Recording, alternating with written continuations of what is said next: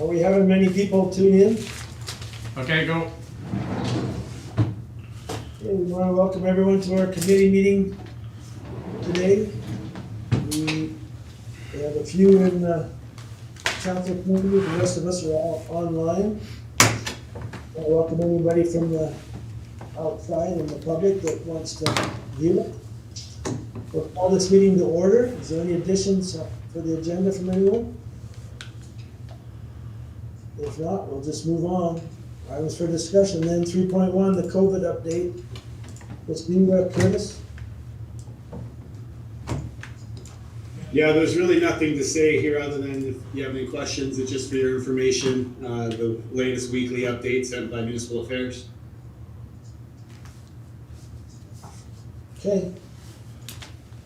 So no other, any questions on that from anybody? But it looks like we'll move on to the COVID and arena operation. Go ahead, Curtis. So in light of the provincial restrictions that they passed earlier in January and extending that deadline to at least January 21st, administratively we've been talking about how we want to handle the ice arena, if it's something we want to carry on or if we feel it's best to close. Obviously that's council's decision, though regardless of what our recommendations might be, if you feel that there's a value case to be made for keeping it open, we'll definitely happily comply with that kind of directive. But I just pulled a bit of background information for you just to kind of help guide and give some context to how and why we made the decision that we're making the recommendation that we're making.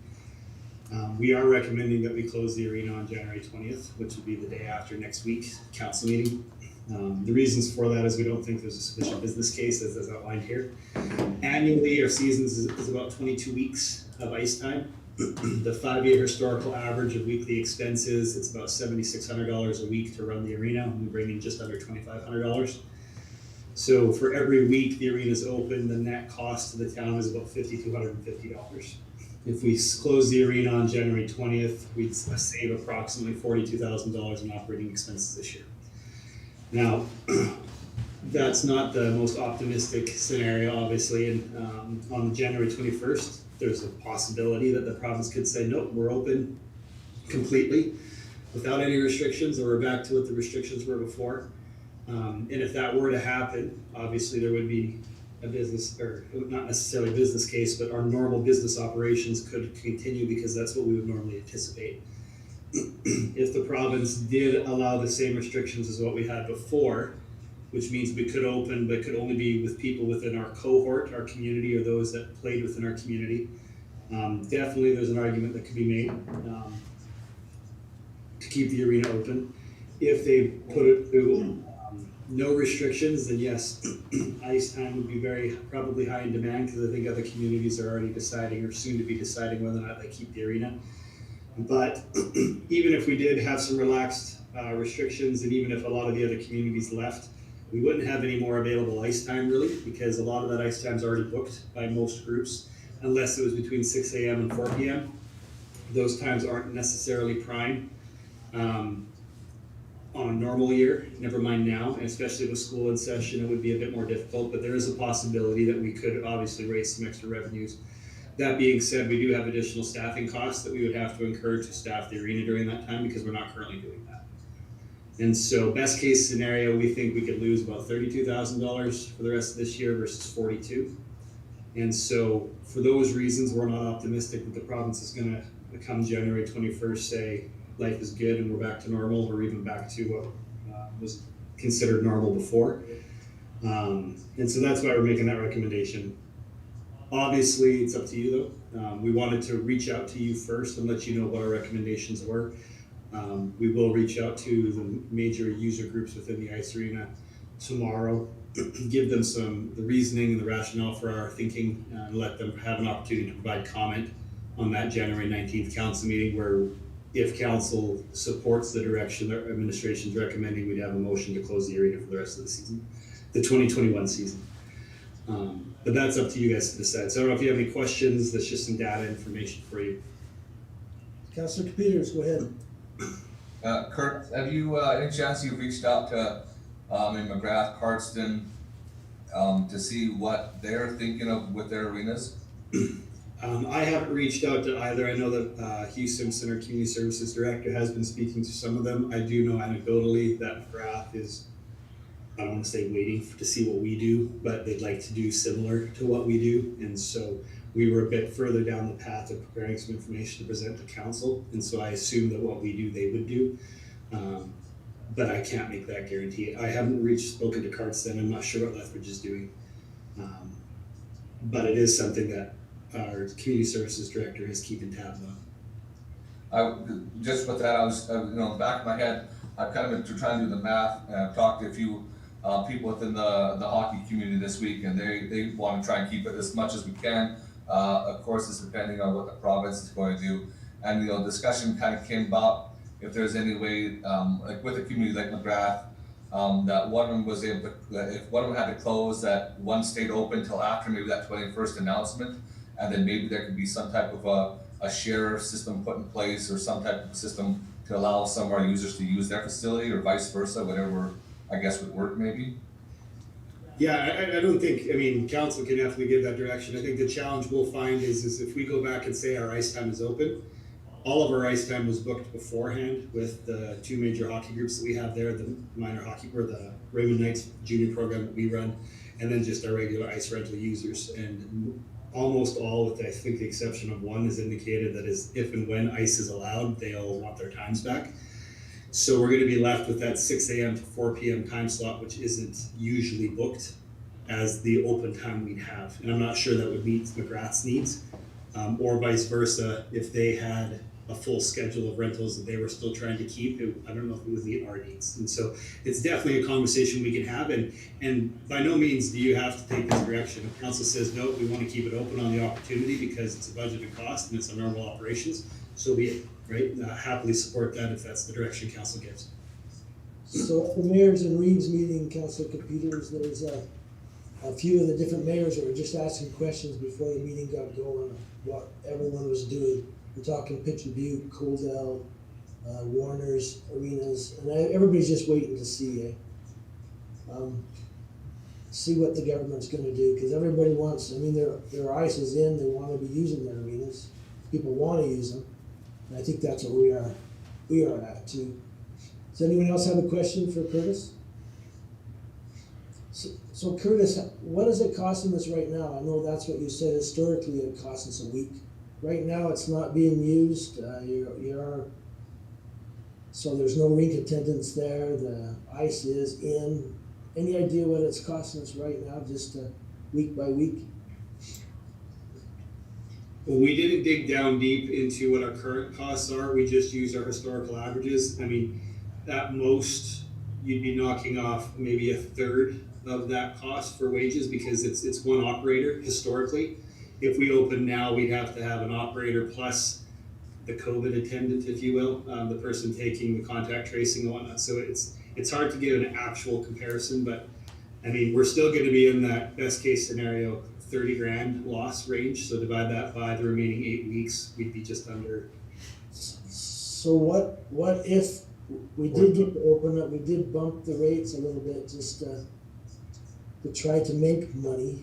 Because if we are one of the few rinks that are open, you're going to make money. There's people, like you say, it's all booked out, but any free times, people will be wanting it. Yeah, and that's definitely for you guys' direction. I think, supply and demand definitely would take into effect. It's just, are there users that can attend between 6 a.m. and 4 p.m. when school's in and other things are happening on a weekly basis? I'm not talking about them. I'm talking about like the Saturdays. A lot of those ice times aren't used up like they should be used. Potentially. Fridays, but you're talking the Friday evenings, all the evenings. Well, I'm assuming minor hockey and the other, and I can't, SSHL and the junior nights programs, they would be using some of those times on the weekends as well. Okay. We're closed typically on Sundays this year, just with everything, and so there isn't a lot of additional time. Yes, we could open Sunday, I suppose, but that's going to add an additional cost of our operators for that day. We never make money on the arena, so no matter how we slice it, it's going to be a loss. It's just not going to be as much potentially, but optimistically, well, I guess conservatively, we're not of the opinion that we're gonna make enough to offset the loss sufficient to making it worth it. However, that's a business case perspective just on the finances. Council is running a political perspective of the service level, which is in your realm, and that can trump this if you'd like, for sure. I think we're all getting tired. I think we're all getting tired of the what if, and we're always waiting on the province to dictate what we can and can't do, and that's the frustrating part. So I totally understand Curtis's perspective, and I respect it, and the challenges of us having to sit back and wait another 2 weeks or another, I guess, 9 days, 8 days for the province to come out with their next discussion. I wish they would give municipalities a 2-day notice before that 21st to 2 or 3 days, just to kind of give us a heads up as to arenas and different type of programs that communities have been waiting on, rather than waiting till the 21st to tell the whole public, then trying to get us to, I guess, make decisions after the fact. Well, and the other thing too is the hot spots for COVID are in Well, the one thing that I don't, anyway, the hot spots for COVID are in the cities, and we're being punished here for in areas where there was not a lot of COVID too, which isn't good. Go ahead, Joan. Joan, there must be a time delay on you. You're froze right now, I think. Yeah, I think she's froze. Yeah, kids do need something to do. We need to have something for them, and if it is going. Anyway, I guess we need to. What I'd like to see is if you could have Curtis, if you could have someone reach out to these other arenas to see what they're doing. I'm talking Pitcher Butte, Hopedale, everywhere, even Lethbridge. Plus the ones that Councillor Peter said, and then we can have a better decision, I think, next week when we talk. I agree with Councillor Peters, the fact that it's hard, we're going to be making a decision 2 days before we know what the announcement from the province is. And it'd be nice if we could find out what the announcement was of if they're going to lift any restrictions or how many they're going to lift before we have to make this decision. You know, the timing's bad, right? By no means do you have to follow this schedule. If you want to bump it back an extra 2 weeks, that's totally within your purview. If you want to do it a month, that's totally in your purview. We're just saying, administratively, we're not optimistic enough to think that it's going to change dramatically enough to make a difference, but that's just a perspective. You can definitely have a difference, for sure. Well, hopefully they'll have a town hall meeting. The last one they had must have just been at the media, because we weren't invited on that. Hopefully they'll have one, so we can even ask some questions. Mayor? Yeah, go ahead, Councillor Peters. I'm just wondering if next Tuesday, if there's a way we can make a motion directing administration to follow what the guidelines would be at that next day or whatever, the 2 days after. And I'm at the point where if we're not going to be back to where we can get our user groups back in there, that we shut it down and don't wait another 2 weeks and pay the costs for the 2 weeks. But if they come back and say that you're going to be able to have limited use, that we continue to keep the arena open, but make a motion that directing administration to do something sooner than later. I agree with that, Councillor Peters. I do too.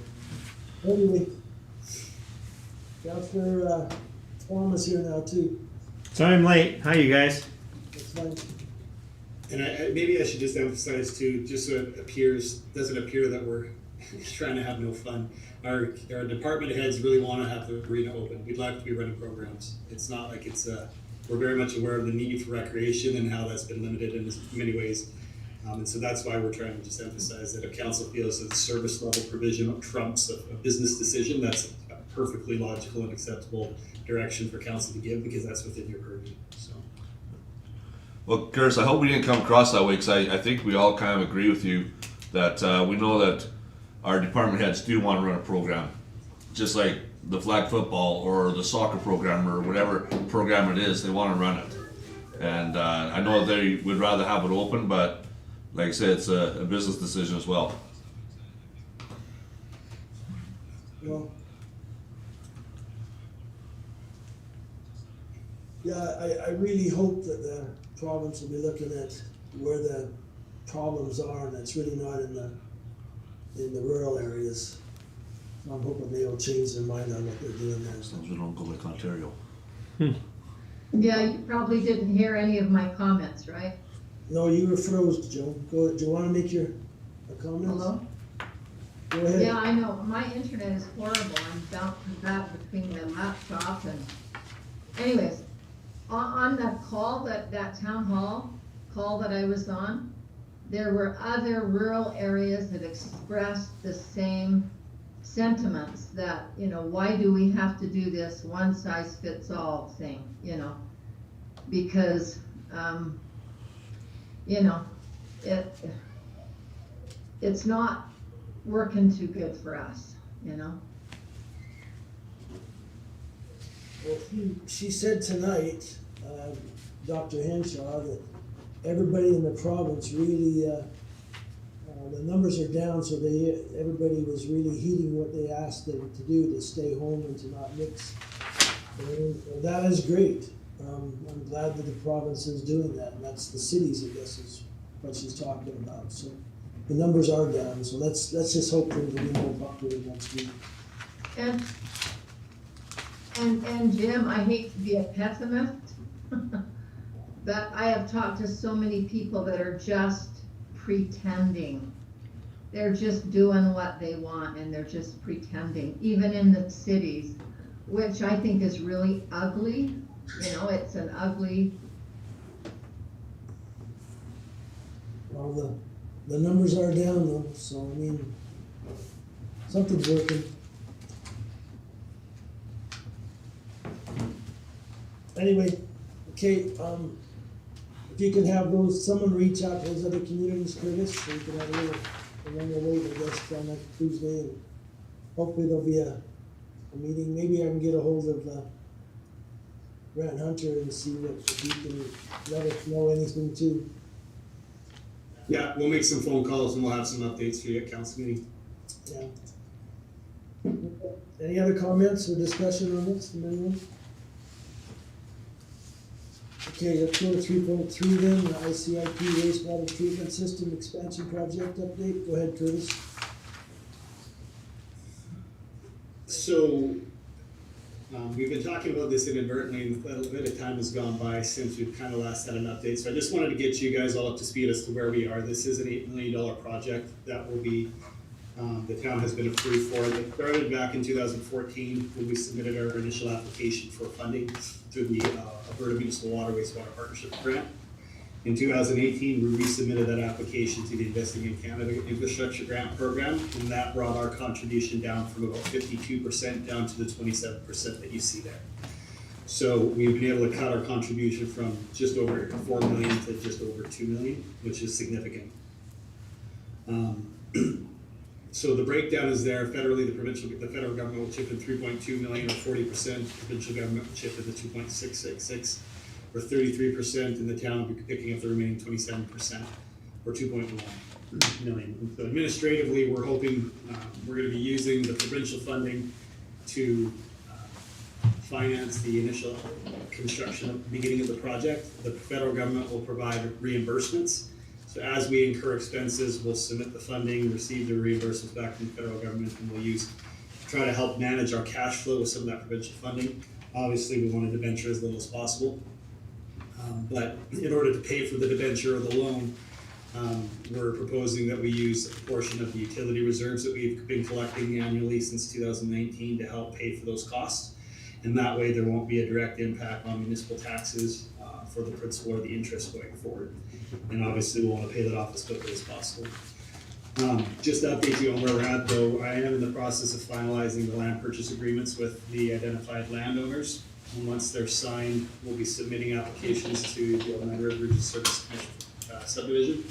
We do have conditions, or we will have conditions within the agreements that will allow us to, the completion will be subject to county approval for the actual implementation of a development permit for that use. And so we are trying to be as prepared as we can. The next bullet point talks about that. So the County of Warner, the lands that we're looking to purchase are in two different categories of the land use bylaw, extensive agriculture and urban fringe industrial.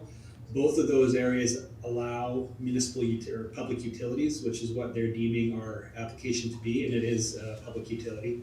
So it's an appropriate designation. However, it's a discretionary permit. And as you all know, a discretionary permit is based upon input and the perspective of the body that's making that determination. And so if for some reason they felt that it wasn't appropriate, they couldn't give that permit, then we would have to redesign the system, find additional land elsewhere, and kind of start that process over. So we're trying to hedge as best we can that potential risk while still proceeding. And just as a way of public thank you, the development officer for the County of Warner, Tyler Nelson, has been fantastic to work with thus far. In answering some of the questions that help us understand how best to proceed. Engineering Design and Tender Associated Engineering is the engineering firm that's going to be helping us with this application. They're in the process of developing the construction drawings and the tender packages to submit to the public for tenders once the appropriate permits have been secured. Just some statistics for you. Right now, our existing sanitary sewage system was sized for a population of 4,000 through stormwater diversion and just efficiencies in people's faucets and infrastructure within their homes. We've actually been able to go over that amount. We're about 4,250 people in the community, and we're still under capacity, although it is close. With the expansion, we'll be adding an average treatment capacity of about just under 3,000 cubic meters per day, with a storage cell capacity of just approximately 835,000 cubic meters. And the population should be able to handle a population of approximately 6,801 people. Greg, if you want to just scroll down on that notice there, the report to the second page. We're also acquiring additional land for future development, and that's just a little bit higher, Greg, sorry. So that as we approach that 6,800 person threshold, we won't have to purchase land at $2030 or $2040 values. We'll already have it in hand, and so we're hoping to have some cost savings there as well. And a final component is, as part of the federal funding requirements, there's a duty to consult or an obligation to discuss and consult with Indigenous groups within the area. And the federal government, being that our project does require that, and we have to complete those consultations to be eligible for the funding. And so I have reached out to the Blood Tribe and to the Métis Nation 3, Region 3 consultation coordinators. And they've been very helpful, and I've already met with the Métis Nation. They've given me a timeline of what I can expect for it to work through their board or their council and the Métis members of the public to be able to provide their input. I'm meeting with the Blood Tribe this Friday for that initial conversation, and I'm hopeful that we can have some kind of a timeline to understand if there isn't any major concerns that what kind of a timeline we can expect for support, or if there are concerns that we can try to work to address them as quickly as possible beforehand. So I don't know if there's any questions that anyone has. I just felt it's a fairly significant capital project. It's probably the second most expensive project the town of Raymond's ever undertaken. It's the first most expensive that's actually within our borders. And so I just wanted to keep council up to speed as to where we're at and answer any questions if you had any. And the province was really thrilled, according to our MLA grant hunter, that they got us that money too. So. For sure. Any other comments from anybody? Just quickly, is there any reason why you think that the county would deny our application? Good question. I was going to ask that. The only thing, there is a landowner who has property that is adjacent to where the new sewage, the new treatments capacity facultative aerobic and anaerobic cells would be within the wastewater system. They don't have a house there now, but they've alleged or they've given some hints that they might like to build one at some point.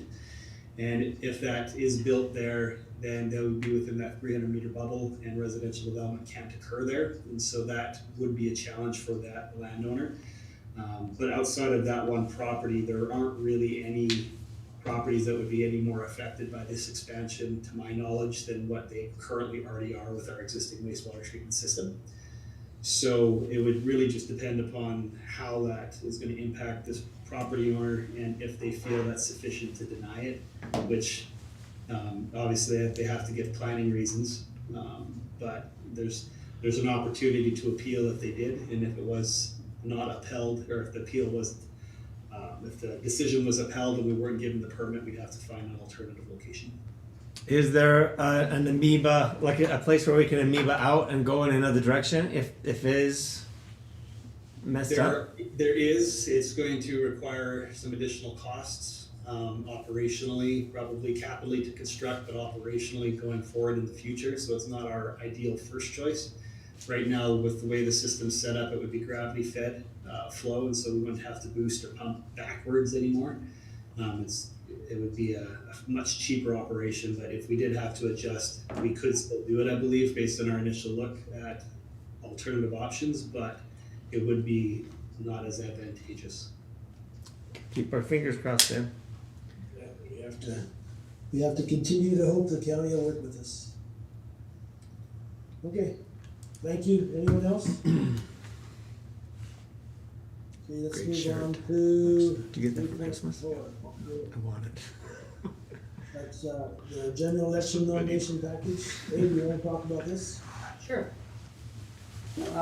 Just placing this on the agenda to let you all know that the nomination package has been updated or uploaded to the website. We have a page dedicated to election information for the 2021 election. And so there's a lot of good information, hopefully drum up some interest for people who are interested. Some good dates. Nomination period is officially open now. It closes September 20th, 21. So there's a lot of information there for the public. Information about the advance poll and the election day. Some things, because we're 10 months ahead, we don't have set plans for, like we have in the past. For example, the advance poll, we don't have a date for that yet, and we haven't solidified the venue for the vote. However, this document will be updated as we get closer to the election and we hammer out those finer details. There's information on candidate eligibility, voter eligibility, and campaign finance and contribution disclosures. There's also a page in there with links for information that people can connect to the Municipal Affairs website to get information about running for local office. That's also available on the website. We just want to encourage everybody to ask questions if they have them. Call us up at the town office. Curtis and myself would be very happy to talk to people about what it's like running for office. This is actually a really exciting time for us in local government. And we just want to assist answering any questions and facilitate a nice, clean, smooth nomination period and election. So just wanted to update council and the public that this information is available. Any questions from council? Well, this is good. There's already a little bit of buzz happening. A few people have talked to me about their intentions or wanting to know what's going on, so. And the only thing I'd add, Abe's done a fantastic job preparing the nomination package and making sure the dates are accurate as best as we can tell. The one consideration we'll need to focus on though is how the COVID recovery, I guess, has gone. And if we'd have to potentially find alternative venues for voting on election day so we can reduce the concentration of people at an area over a given time. We might have to have 2 or 3 venues. And so we'll be discussing that internally and trying to find ways to do that to help mitigate congestion and crowding of areas, but we'll definitely seek your input on that. But it might be a typical election. I'm an optimist, so it's gonna be clear and free by then. How's that?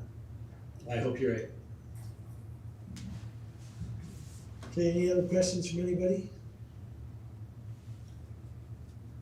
Okay, let's move on to, we just covered that. I can't skip that. Whatever it is. Priorities. So these are, yeah, he covered it over, so I couldn't tell the number, but, so our peace officer and our RCMP priorities, so, peace officers, everybody see what we have up there? So, any idea how they're coming with this, the bylaw on the derelict vehicles? Yeah, they've sent out notices, but given the lateness of the season, everyone was sent out a follow-up letter that basically said, we'll allow you to work with you till, I believe it was April of 2021, just with all the snow and the difficulty of people getting in their backyard. So they did extend the deadline to work with people because of the lateness of the season and the incredible amounts of snowfall that we did receive. But all of the notices have been sent out, to my knowledge, and those who, and I know that some have reached out and said that they're, obviously making plans to remedy the situation, so. So all of the notices, you mean they've contacted, a lot of people that are in violation of this, is what you're saying? Correct. I've identified a number of properties that notices have been sent out and a follow-up notice giving that extension. Is there any way that we can help them? Like, does it need to come back to our bylaw committee?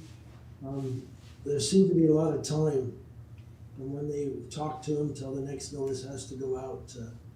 Is there any way we can work on that to try to help our peace officers?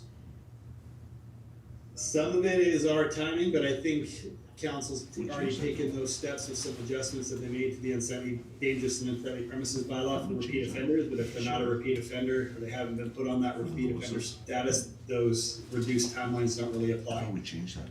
So the notices are But shorter. it's something we can always look at and consider whenever we're talking about anything that has to do with removal of private property on people's property. It's a court process, and there's proper judicial procedures that have to be followed in order for that to occur. And so it isn't something that happens quickly, unfortunately or fortunately, depending upon your perspective. And so we want to make sure we're doing our due diligence, but we can look into that if that's the directive of council. So there's timelines you're saying that they have to meet. There's timelines that they'd have to meet, but there's also just the other demands on their time of being part of a regional system and just other directives that council's given them. And sometimes some of these properties have a number of vehicles on them and it takes a long time. The peace officers generally work with people if they are seeing progress, although progress might be slow. If people are making an effort and they see that, they're willing to work with people. So sometimes it is a little slower of a cleanup.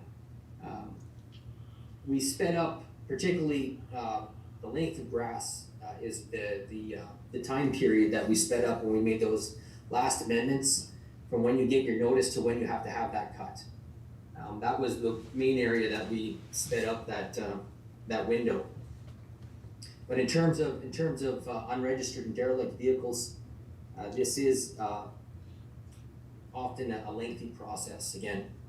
So, but the work is, as Curtis said, the work is going forward and notices have been issued. So we'll have to wait until the spring to follow up on people. Okay, any other questions from anybody? Anything that anyone else would like to see our peace officers doing right now? Well, now the school's back in, the kids are there, just a little more increased presence around the schools area maybe. I've actually seen police officers more in the last couple of days than I did, well, for sure when we were out, but they've been around the schools, Ken. They've been, Have I've they? seen them before. Okay, that's good to hear. Yeah.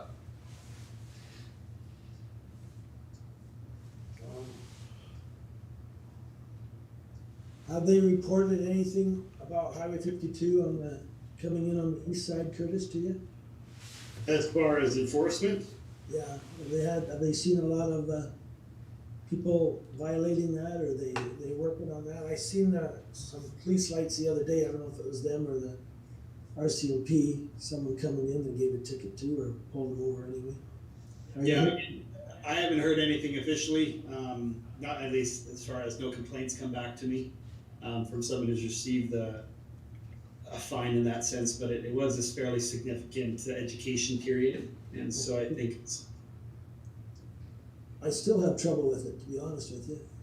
You get to the golf course and you want to start speeding up, then you gotta remind yourself. you're in a growing community now, so. The radar signs that are on,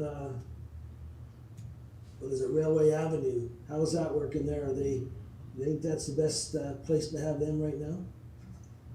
We can rotate them, it's just they can't be left on a provincial highway, so Highway 52 or 845, we can't leave them for more than, I believe it's a 20-day stretch, where we have to then give at least 10 days in between, because they want to ensure that it's not a permanent fixture.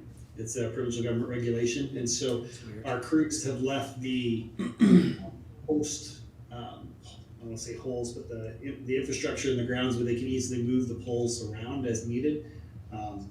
That's something we can definitely bring back there, because there's been enough time to go in between where we could put them back on Highway 52 if council would like, but it's operationally, we're just going to be rotating them around, and it might not have changed a bit lately just because of other priorities that our crews are working on, but that's something we can definitely take into consideration and make a change if you'd like.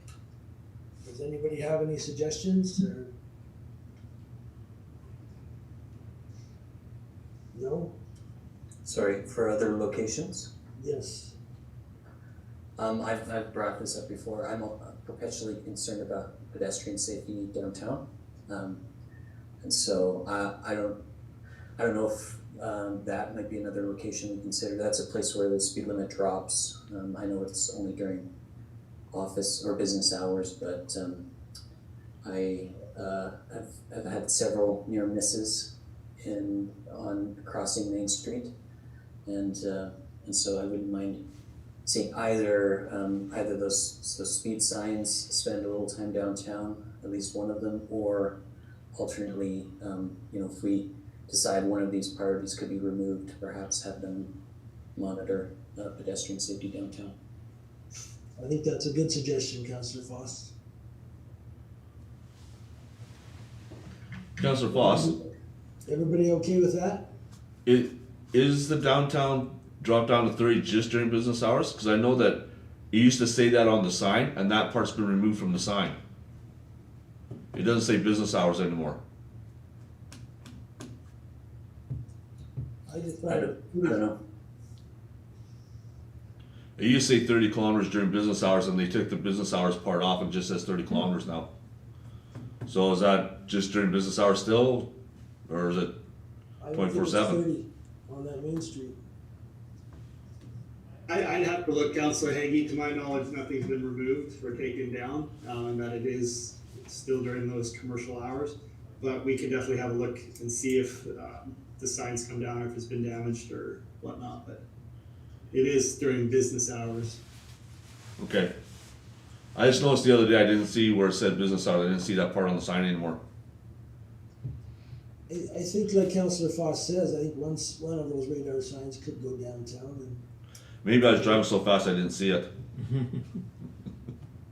so one of them could go down there. I think that's a good idea. Maybe one on the east end of 52 for a change up. During business hours from 8 to 6 is what the sign says on Google Maps anyway. What does it say again, Curtis? From 8 till 6. 30 from 8 till I've 6? been driving by 30 10 kilometers sides. from 8 till 6. It was like about a month ago I noticed it's not there. Councillor- Maybe some kids took it off or something. Councillor, Mayor? you got a comment? Yeah. Yeah, I've noticed, and I think I've shared this before, the 30-kilometer-hour sign that is on the west side of Main Street, just before you get to the highway. It's in a difficult spot. I've had other people talk to me about this, including bus drivers. The sign is very close to the intersection, so if you're coming from the west headed east, and then you're gonna head south down Main Street, you're past the sign before you really actually see the 30-kilometer-hour sign. I'm just wondering if that sign should be moved south a few feet to allow people to be able to see it more visibly. Yeah, we could easily do that. I'm not sure. I mean, I've seen it lots of times. I'm not sure exactly where it's at. So is it over there by crossing the dental clinic? Yeah, across from Burger Bear. Well, that's probably a good suggestion too. You know, we're trying to help our citizens, and we don't want people to get run over. So It's right on the corner, so as you turn the corner, if you don't see it, once you straighten out, it's behind you. Never thought about that. Those people are going slow anyway when they've stopped to turn the corner. It's the ones coming down Main Street that need to see it. And then you see it. Curtis, do you know if those signs are intelligent enough that you could say, put a schedule like we have 8 to 6? Could it sort of have a top ceiling between 8 and 6 and then change after? I don't know, I'll have to look, potentially. Or it might be a good suggestion to put it there. Anybody else have another suggestion or any ideas where they'd like the peace officers?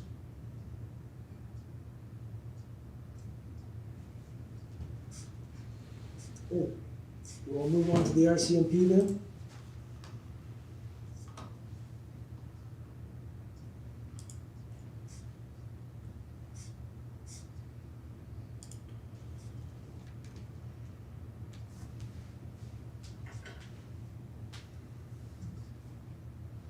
So we also want them doing pedestrian safety patrols.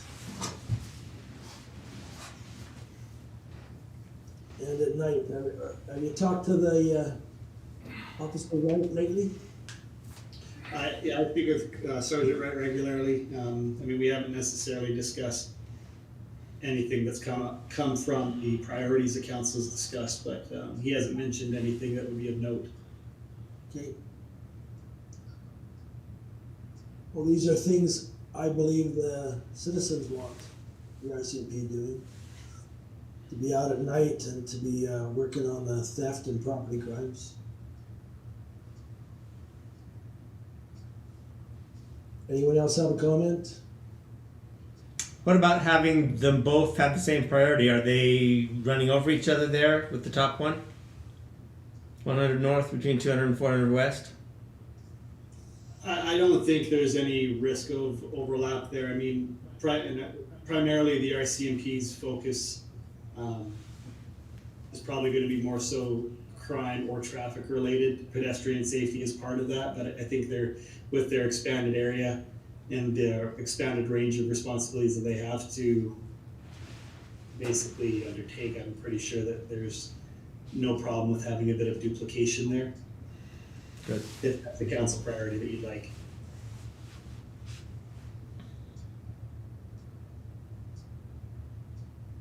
Okay. Anyone else have anything I'd like to see them doing? Okay. If not, then I guess we can move on. We're happy with what the RCMP is doing then.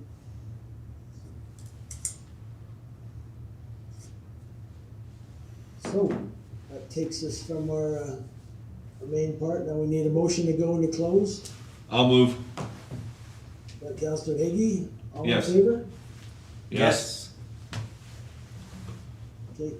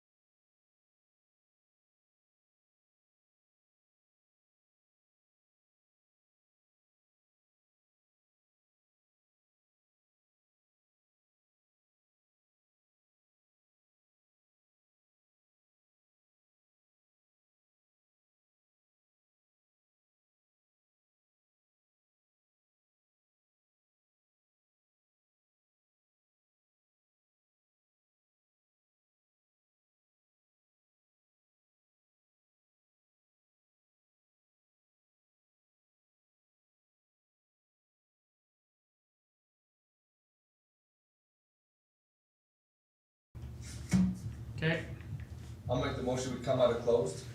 Okay, Counselor Peters makes that motion, all in favor? Yes. Yes. Okay, that's good, unanimous. We can now adjourn, thank you, everybody. Thanks, see ya. Thank Good night. you. Good night. Hey Curtis, before you go.